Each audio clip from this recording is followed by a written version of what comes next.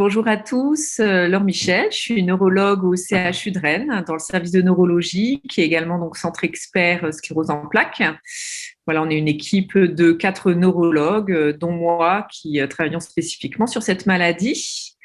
Donc pour faire le point sur les traitements de la sclérose en plaques, actuellement, on a la chance quand même dans cette maladie d'avoir de nombreux traitements de fond disponibles, des traitements qui sont de manière caractéristique des immunomodulateurs ou des immunosuppresseurs, c'est-à-dire des médicaments qui vont modifier le fonctionnement du système immunitaire ou au contraire déprimer le système immunitaire en tuant certaines populations de globules blancs. Voilà, donc je ne vais pas rentrer dans les détails exactement, mais il faut savoir que les molécules qu'on a disponibles actuellement, on a un panel d'une dizaine de molécules différentes qui ont l'intérêt d'avoir des mécanismes d'action différents et d'agir de manière différente sur des populations de cellules immunitaires. Et donc, on peut être amené à changer d'un traitement à l'autre. Ce n'est pas parce qu'un patient répond bien à un traitement qu'il va bien répondre à un autre, et vice-versa. Donc, on peut être amené au fil de la maladie et de son évolution, d'être amené à proposer des différents types de traitements. Dans ces traitements, actuellement, on les classe en 2 grandes catégories, ce qu'on appelle les traitements un petit peu de base, qui sont ce qu'on appelait anciennement les traitements de première ligne, c'est-à-dire des médicaments qui ont un mécanisme d'action plutôt modulatrice du système immunitaire et qui ont l'intérêt d'avoir un bon profil de tolérance à long terme parce que c'est des médicaments qu'on a de disponibles pour les premiers depuis 1995. Et donc, on connaît très bien le profil de tolérance à 20 ans, 30 ans, ce qui est toujours intéressant pour des patients qui ont une maladie chronique qui va évoluer sur plus de 30 ou 40 années. Et puis, mais ces traitements de fond, ils ont le désavantage, entre guillemets, d'avoir une efficacité relativement modérée, c'est-à-dire qu'il y a un certain pourcentage de patients qui peut être assez élevé en fonction des molécules pour qui ce traitement ne va pas suffire. Et donc, on a une autre catégorie de traitements qu'on appelle maintenant les traitements hautement actifs, qui sont des traitements qui ont une efficacité souvent nettement supérieure, mais qui sont des molécules plus récentes.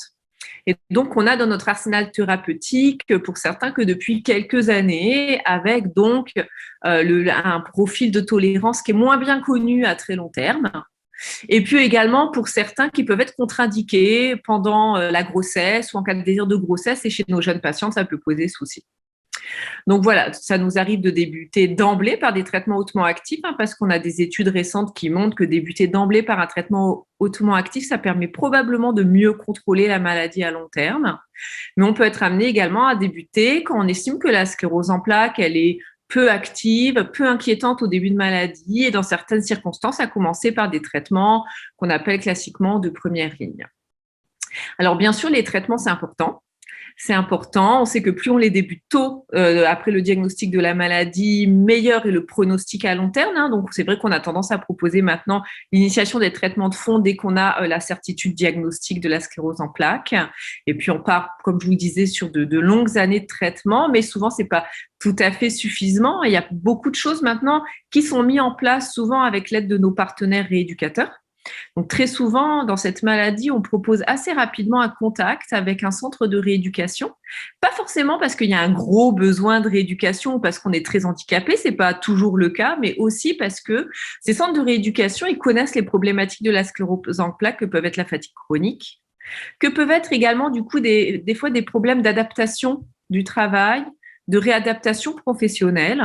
Et donc, c'est vrai qu'avoir un contact assez rapidement avec un centre de rééducation, c'est utile. C'est utile parce que donc ils peuvent proposer des prises en charge de la fatigue avec des séminaires, voilà, des rencontres avec d'autres patients, des rencontres avec des kinésithérapeutes, des sophrologues, des psychologues. Et puis également, parce que des fois, même qu'on a un handicap extrêmement léger, avoir une prise en charge rééducative et suivie dès le début de la maladie également, ça aide à maintenir les choses et ça aide à avoir un bon confort de vie. Voilà. Donc, c'est vrai que nous, typiquement, dans notre centre, on met en contact nos patients très rapidement avec des collègues rééducateurs pour la prise en charge plutôt non thérapeutique.